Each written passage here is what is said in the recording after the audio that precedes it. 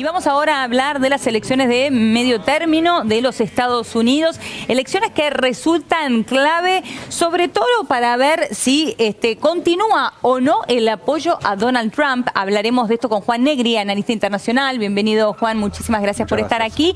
Y Lina Munjun, vicepresidenta Demócratas Abroad Argentina. Bienvenida. Muchas gracias. Bueno, en primer lugar, preguntarte, Juan, estamos hablando de elecciones de mitad de término, en donde se renueva la Cámara de Representantes completamente, un tercio del Senado y también muchísimas gobernaciones. ¿Por qué es tan importante esta elección?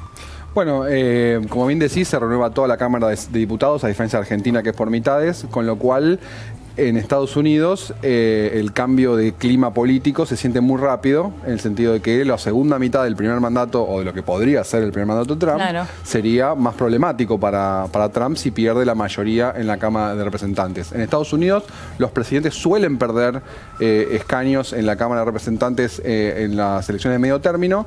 Así que básicamente la importancia de esto es ver cuán cómodo va a estar Trump en la segunda mitad de este mandato. Es decir, si va a poder pasar su agenda. Hay temas que están en discusión y, por supuesto, si no tiene una mayoría, le va a costar gobernar. Podría cambiar la relación de fuerza. Correcto. Desde el 2016 que tienen mayoría en ambas cámaras. Cuando Trump ¿Los republicanos? Sí, no, la habían ganado, cuando gobernaba Obama ya habían ganado el Senado y la Cámara, los republicanos ganan la Cámara de Representantes en el 2011, es decir, ya a los 2 años del gobierno de Obama ya ganan la Cámara Baja, y la Cámara de Senadores creo que la ganan en el 2015.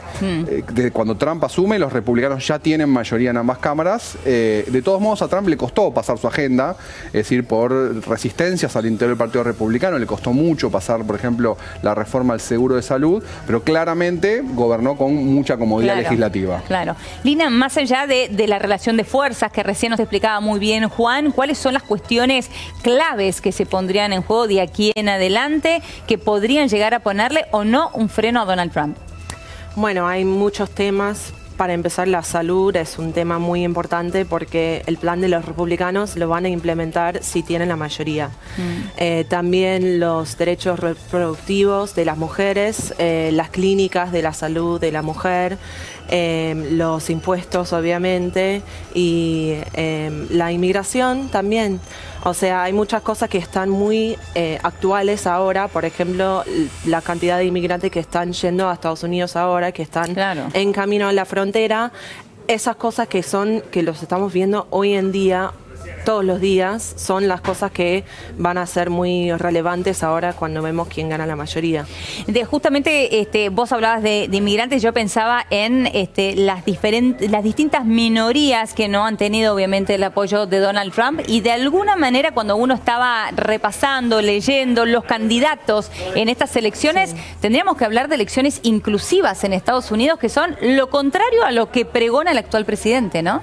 Sí, es decir, hay un récord de mujeres candidatas, todavía más minoría que los varones, pero récord, y están apareciendo minorías también sexuales con algunos candidatos. Todavía, por supuesto, falta mucho, pero eso también claramente es uno de los elementos que para el votante demócrata lo oponen más a Trump, ¿no? Es decir, la actitud bastante regresiva que ha tenido Trump en su discurso con ciertos derechos también ha movilizado al voto que podríamos llamar de minorías, que en general apoyan al Partido Demócrata. Los afroamericanos, por ejemplo, los latinos en algunos estados. ¿Este es un mensaje, vos creés que es un mensaje a Donald Trump también? Sí, totalmente, porque estas elecciones sirven para que la gente pueda reclamar su descontento con la presidencia. Entonces, el hecho de que tengamos una cantidad tan grande de mujeres, de homosexuales, de latinos, etcétera, etcétera, es una demuestra de que esas personas van a reclamar ese descontento y van a hacer cosas que no hubieran hecho antes. Por ejemplo, postularse. Claro, algo que antes era impensado. Claro, hay mucha gente que se están postulando por la primera vez, que nunca estuvieron en la política, y eso es un mensaje muy importante para Trump, para la presidencia, para los republicanos, porque la mayoría de los candidatos en el Partido Demócrata para estas elecciones son mujeres. Los hombres son la mayoría para el Partido Demócrata. Y el Partido Republicano no es así. Así que es un mensaje muy claro. ¿Y qué pasa en cuanto a las gobernaciones que se ponen en juego en esta elección, más allá de las cámaras y el Parlamento? se ponen en juego 30 más o menos 35 gobernaciones, donde el Partido Demócrata parece que va a levantar como 10. Es decir, va a ser una muy buena temporada para el Partido Demócrata, sobre todo en lo que es el medio oeste de Estados Unidos. O sea, va a sumar, perdón, Juan, así lo termino de entender, va a sumar 10 gobernaciones, 10 estados nuevos que hoy estaban en manos de republicanos y pasarán a manos demócratas. Sí, más o menos 10. Bueno, hasta que no veamos los resultados, pero se plantea... Pero eso es lo que decían los números. Sí, se plantea estados importantes, se plantea Illinois, por ejemplo, que podría pasar a manos demócratas, Wisconsin también, es decir, hay algunos estados, en ese terreno los demócratas van a hacer buenas ganancias. No tanto en el Senado, que se plantea que el Partido Republicano va a seguir manteniendo la mayoría. Claro, igual es una mayoría... Si bien es mayoría, es una mayoría acotada, no es tanto el número de senadores más que tienen los republicanos con respecto a los demócratas, ¿o estoy equivocada? En el sentido en el Senado. En el Senado, no son todos los senadores que están en las bancas. Claro. Es un tercio, ¿no? Es un tercio. En este momento 51-49 y más o menos se plantea que van a estar ahí. Ah, bueno, 51-49, por eso no es muy grande la diferencia, no es amplia la diferencia. Claro. Pero la Cámara de Representantes es muy probable que se cambie a ser mayormente demócrata. Recién, Lina, vos decías, bueno, y lo decía también Juan, ¿no? Estamos en la mitad del mandato de Donald Trump, primero y último, o primero y después tendrá una continuación. Esta es una prueba clave para ver si siguen apoyando su gobierno o por el contrario hay un descontento. Esto también se notó en este último tiempo en los Estados Unidos con respecto a la cantidad de gente que fue hoy a participar de la votación, siempre aclarando que las votaciones no son obligatorias en Estados Unidos. Claro, es algo que estuve luchando yo este año. Parte de Democrats Abroad es que probemos el voto a los que viven en el extranjero. Así que estuvimos luchando todo el año para hacer eso acá en Buenos Aires. Y hay muchísima gente estadounidense viviendo en las afueras y si no saben o no conocen, porque la información no está dada tan libremente, cómo votar desde afuera. Y puede ser un poco complejo. Así que proveer esa información es el primer paso y dar la posibilidad a las personas. Y cuando las personas se dan cuenta que es tan fácil, lo hacen. Y esta movilización que estuvimos viendo en el país, en los Estados Unidos, para la gente que está votando en este momento y que estuvo votando antes, porque se puede votar un poco antes también, es impresionante. La cantidad, los números son impresionantes, es algo que nunca hemos visto. O sea, podríamos llegar a considerar una votación histórica. Totalmente. Aquí en la Argentina y en otros países del mundo, digo, se tienen números de la cantidad de estadounidenses que han decidido acercarse y votar, más allá de que no estén en el país. En Argentina, nosotros hemos registrado 300 personas este año para votar desde Argentina. Y los números sí son muy altos porque son parecidos. Los números de los Democrats Abroad que están votando desde afuera son tan altos que los números de 2008 de Obama. Así que es un momento muy grande. Ya que mencionabas a Obama, Juan te preguntó esto, ¿qué se juega Obama en esta elección? Bueno, es muy interesante, me parece la pregunta. En general en Estados Unidos hay un consenso que el presidente, una vez que abandona la Casa Blanca, se retira a una posición como de statesman, es decir, gran estadista que opina sobre los grandes temas, pero apartidario, como que búsqueda de consensos, etcétera. Es tal la polarización que en este momento hay en Estados Unidos que Obama intervino activamente en la campaña con muchísimas críticas al presidente Trump. Jugó un rol fundamental, obviamente Lina lo sabe, un rol fundamental en energizar a la base demócrata para que vaya a votar, spots de campaña para que vayan a votar. Es decir, yo creo que la polarización ideológica y en parte su legado está en juego y Obama lo siente de ese modo. Por los demócratas, entonces, quien lideró esta campaña sería Barack Obama y por parte de los republicanos el propio presidente, Donald Trump. Podríamos decir más o menos eso. Las elecciones en Estados Unidos son muy descentralizadas, es decir, son elecciones locales, no hay una autoridad federal electoral, es decir, todos se transcurre más que nada en los estados. podríamos decir que sí, digamos, que de algún modo Obama trató de liderar los esfuerzos demócratas. Y bueno, y Trump se juega su reelección también, ya está pensando en 2020. ¿Ya está pensando en 2020? Por más que le queden 2 años todavía de mandato. Ya está pensando en 2020. ¿Eso es habitual en los Estados Unidos? Un poco sí, en el sentido de que el presidente, una vez que llega a los 2 años, los siguientes 2 años ya está pensando en su reelección. Sí. Pero Trump claramente dijo que estas elecciones también son una elección sobre él. Lo que diríamos en Argentina es nacionalizó la campaña. Ahora, más allá de todas las cuestiones que uno conoce, declaraciones de Donald Trump que pueden llegar a disgustarnos, la economía lo está acompañando, ¿no? Sí, pero hay que tener en cuenta también que la política económica se desarrolla a lo largo de muchos años, así que puede ser que el éxito de la economía estadounidense ahora es por las políticas de Obama. Es muy difícil decir que algo que Trump hizo hace 6 meses haya mejorado tanto la economía nacional. Yo no conozco específicamente los datos de eso, pero es algo importante para tener en cuenta, porque es algo que la gente llamó mucho la atención, diciendo, pero la economía, pero en realidad hay que entender que la economía de hoy es gracias a las políticas económicas de hace 5, 10 años, por ahí. Puede ser.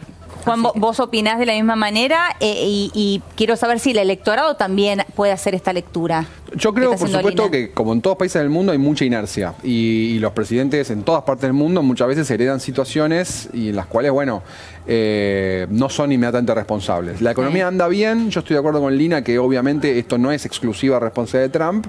La pregunta es, ¿qué percibe el electorado? Yo creo que la gente en general vota con un horizonte temporal para atrás no demasiado largo y entonces la economía no se ha transformado en un tema en esta elección y en ese sentido Trump hace esfuerzos para decir que todo esto que están viviendo, esta prosperidad y esta paz, es producto de él, por supuesto. Claro. Si tuviesen que mencionar el gran tema que se ha mencionado o se ha utilizado como bandera o como lugar también tema de debate en la sociedad norteamericana, ¿cuál fue en esta elección? Yo diría que del lado de los republicanos la inmigración fue un tema que apareció con mucha fuerza. Trump ya venía hablando del muro, está esta caravana de migrantes centroamericanos llegando a la frontera y eso es un tema que Trump sabe que energiza a sus votantes.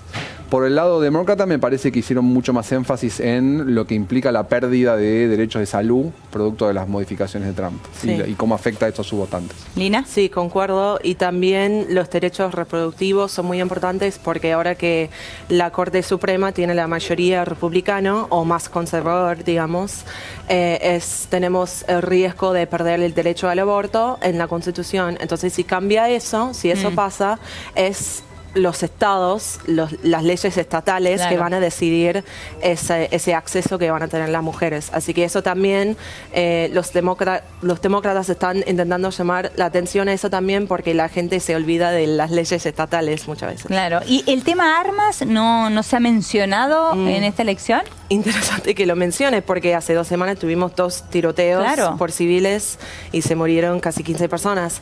Así que yo creo que no ha ganado la atención que se merece y es una pena porque estamos tan acostumbrados ya. Pero sí es algo que se menciona y es algo que totalmente es relevante y importante ahora porque también son leyes estatales. Así que sí. Es un tema que atraviesa la política norteamericana hace mucho tiempo, pero es un tema muy divisivo, donde parece haber posiciones irreconciliables y donde nunca parece poder generarse un consenso sobre qué nivel de regulación sería deseable. Yo diría que no fue un tema de campaña en el sentido de vamos a modificar las cosas. Hay candidatos a gobernadores en Georgia, por ejemplo, donde el tipo hizo campañas con las armas en la mano, es decir, qué locura, es algo impensado para los argentinos sí. Claro, para acá es impensado. Para amplios sectores más conservadores norteamericanos, ubicados lejos de las costas, porque también en general los argentinos cuando vamos a Estados Unidos conocemos la costa este, que son áreas en general progresistas, urbanas, etcétera. Sí. Hay un centro norteamericano muy profundo que es bastante más conservador y donde poner armas es parte de la identidad. Ahora, esto que vos mencionabas recién, Juan, uno se trata de imaginar o figurar un candidato argentino haciendo campañas con armas en la mano, es algo pero impensado, ni en una película en Argentina podría suceder algo así, ¿no? Sí. Y para mí es muy importante como extranjera viviendo acá porque todo el mundo me pregunta a mí sobre la política de Estados Unidos y me encanta hablarlo, pero para los argentinos les cuesta entender muchas cosas de la cultura de los Estados Unidos, más que nada con la política.